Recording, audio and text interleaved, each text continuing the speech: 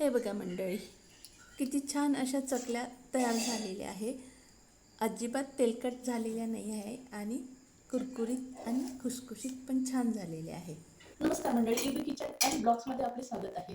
तर हे माझ्या समोरचे पदार्थ पाहून तुमच्या लक्षात आलंच असेल आज काय होणार, आज काय करणार.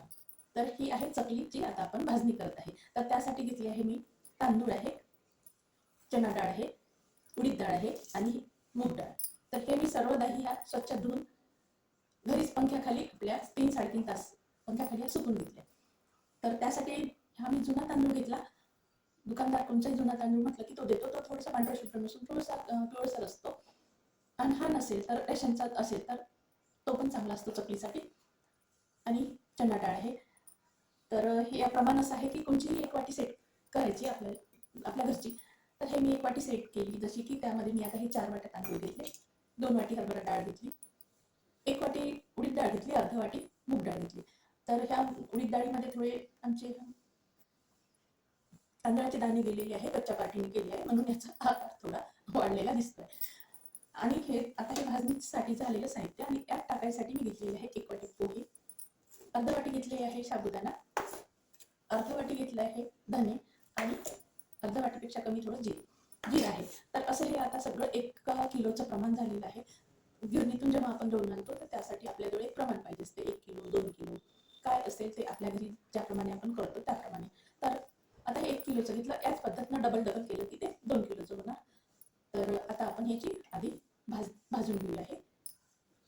तर त्यासाठी आता मी गॅस ऑन करते आहे. गॅस ऑन केला, यावर कढई ठेवायची. कढई शक्यतो जाडबुडाची घ्यायची की खालून तो जास्त जर झालं तर ते लागणार नाही. कढई थोडी गरम झाली की सर्वात आधी आपण तांदूळ थोडे भाजून घेऊया.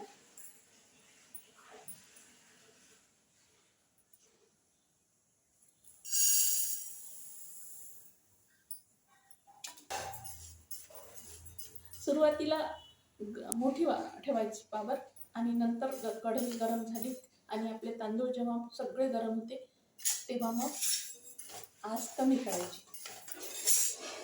हे बघा, तांदूळाचा कलर थोडा चेंज झालेला आहे आणि सुगंध पण खूप सुंदर येत आहे. आणि हे जे आहे हे असे दाबून पाहिजे, टुचकून होतात. नखाने असं दाबलं की टुचकून होते, म्हणजेच आपले तांदूळ आता झालेले आहे. कमी पॉवरवर मी हे भाजून घेतले, जवळजवळ मला याला 15 मिनिटं लागली. तर आता हे आपण काढून घेऊया बाहेर. आता काढताना काय करायचं, असं सेपरेट ताटावर न काढता एखादा असा कापड टाकायचा, कारण की हे गरम आहे, याला वाफ येऊ शकतं. आणि नंतर हे असे टाकून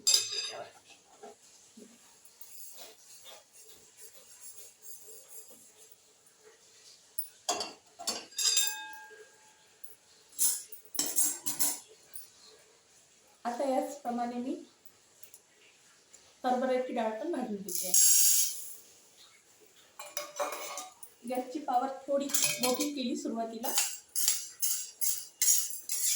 कारण की गरम व्हायला थोडा वेळ लागतो. आणि नंतर मोठी करून थोडा वेळ केलं की ती थोडी कमी करायची, म्हणजे मध्यम करायची. आणि हे सगळं असं शांत त्याच्यात भाजून घ्यायचं.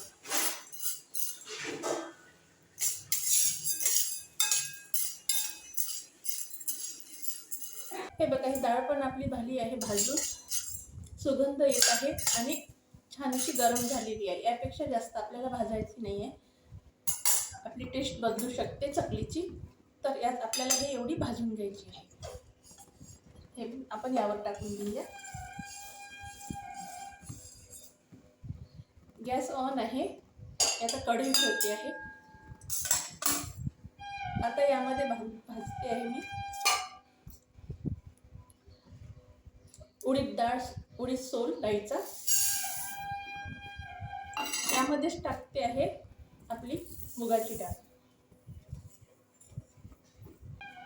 हे पण भाजून घेऊया, छान सुगंध येईपर्यंत अशी भाजून घ्यायची आपल्याला. खूप मोठी पॉवर नाही करायची, मध्यम आचेवरच सगळं आपल्याला भाजून घ्यायचं आहे.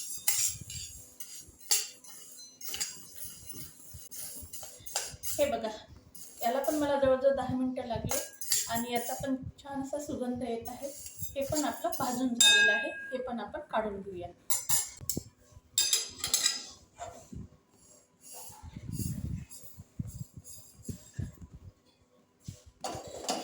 आता या कढईमध्ये पोहे भाजून घेते आहे मी. पोहे पण छान असे कुरकुरीत होईपर्यंत भाजून घ्यायचे. गॅसची पॉवर मी थोडी मोठी करते आहे.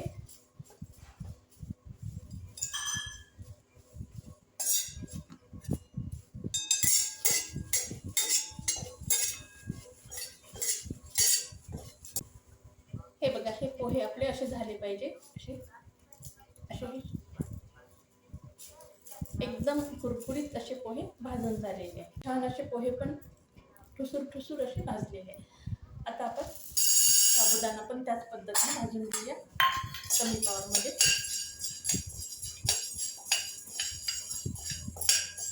थोडा गॅस मी वाढवला कारण गॅसची पॉवर कमी होती गरम होण्याकरता.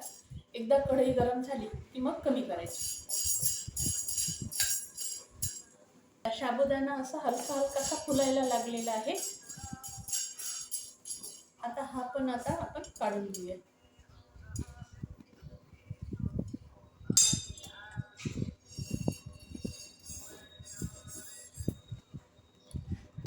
बस. आता याच कढईमध्ये आपण धने भाजून घेऊया.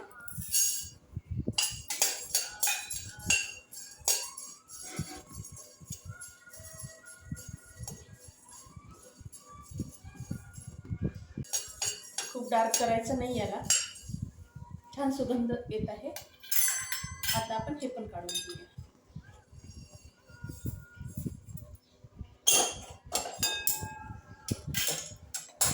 आता जिरा सुद्धा त्याच पद्धतीनं थोडासा गरम झाला, सेंट थोडासा सुगंध यायला लागला की काढून घेऊ. झालेला आहे. सुगंध येत आहे छान. आता मी गॅस करते आहे बंद आणि हे आपण यामध्ये काढून घेऊया. आणि थंड झालं, हे सगळं थंड झालं की गिरणीतून हे काढून घेऊया. किंवा तुमच्याकडे जर घरी काढण्याची सोय असेल तर तुम्ही तसं पण करू शकता. तर आता याला आपण थंड होऊ देऊया. हे बघा, याप्रमाणे हे गिरणीतून काढून आणलेलं आहे. आणि हे आणल्यानंतर असं गाळून घ्यायचं, म्हणजे यामध्ये काही असलं जे काही असेल ते बाहेर काढलं जातं. आणि यामधून मी 2 वाट्याच्या आज चकल्या करत आहे. तर हे मी 1 वाटी घेतली आहे. माझ्याकडे ही होती, परंतु असं काही नाही, तुमच्याकडे कोणतीही आपली अशी 1 वाटी असेल तर त्याचं तुम्ही घेऊ शकता. आणि यामधून मी हे 2 वाट्या घेत आहे आणि बाकीचे ठेवून देत आहे नंतर करण्यासाठी पीठ. आता यामध्ये मी टाकत आहे या पिठामध्ये तिखट, हळद, हिंग, ओवा असा बारीक करून हातावर टाकायचा, चवीपुरतं मीठ आणि तिळाची वाटी बाजूला राहिली होती, त्यामध्ये ती मला दिसणार नाही, ती समोर दिसणार आहे. तर यामध्ये मी हे सगळं टाकून घेते आहे. आणि हे तुम्ही मी आता हे उकळी करणार आहे याची, तर गरम पाण्यात सुद्धा हे टाकू शकता. तर याप्रमाणे मी हे टाकून घेतलेलं आहे.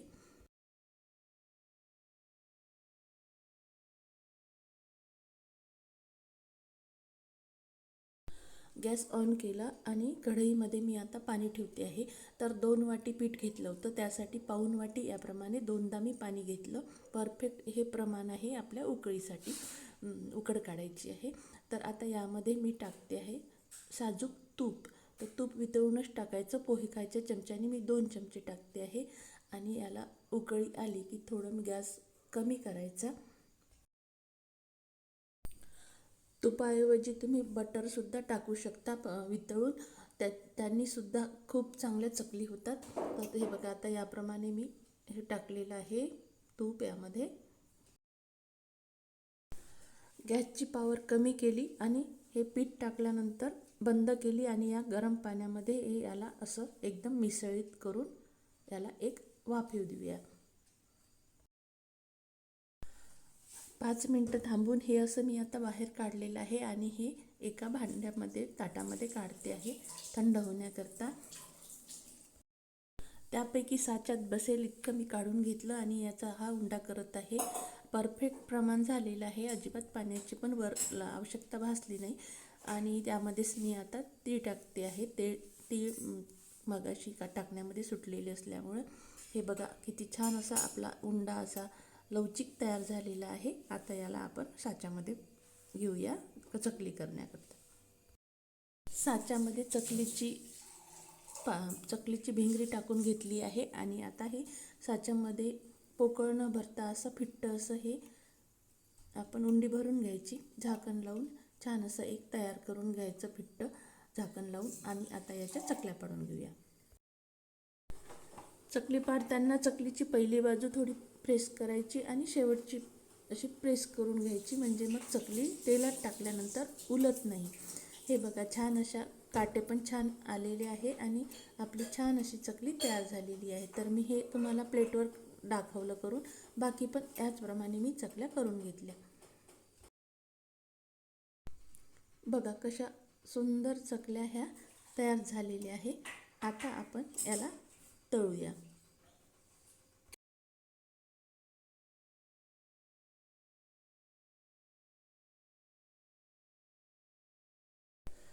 गॅसवर मी तेलाचं भांडं ठेवलेलं आहे. तर शक्यतोवर भांडं जे आहे ते असं पसरटच ठेवायचं, म्हणजे काय होते की आपली चकली हे व्यवस्थितपणे सगळ्या चकल्या बसतात. आणि तेल हे चकली डुबेल एवढं टाकायचं, म्हणजे ती थोडी तरी त्या तेलामध्ये खेळली पाहिजे, म्हणजेच ती थोडीशी फुलेल. आणि चकलीला एकदा टाकलं की त्याला बघायचं नाही, थोडा वेळ ती आपोआप थोडी अशी वर आली की मग त्याला पलटी मारायची. गॅसची पॉवर ही एकदम कमी न ठेवता थोडी मीडियम ते हाय ठेवायची. कमी पॉवरमध्ये चकली ही तेलकट होऊ शकते. तर याप्रमाणे मी ह्या सगळ्या चकल्या आता तळून घेतलेल्या आहे. चकली एकदम तेलात न टाकता आधी थोडंसं तुकडा टाकून तेल आपलं झालं की नाही हे सुद्धा चेक करायचं आणि नंतर चकली तेलात सोडायची. याप्रमाणे दोन्ही बाजूनी चकली भाजलेली आहे. छान रंग पण सुरेख आलेला आहे. आता याला मी बाजूला काढून घेते आहे. तर मंडळी, आजची ही चकलीची रेसिपी तुम्हाला कशी वाटली ते अवश्य कळवा. आणि व्हिडिओ आवडल्यास लाईक, शेअर आणि नवीन असाल तर सबस्क्राईब करायला विसरू नका. हे बघा आवाजावरून लक्षात आलंच असेल, आतून ही पोकळ आहे आणि तेलकट पण झालेली नाही आहे. अशी छान अशी कुरकुरीत झालेली आहे आणि अजिबात दाताला पण त्रास होत नाही. छान अशी चकली आपली तयार झालेली आहे. पुन्हा भेटू आता आणखी नवीन अशाच व्हिडिओसोबत. धन्यवाद.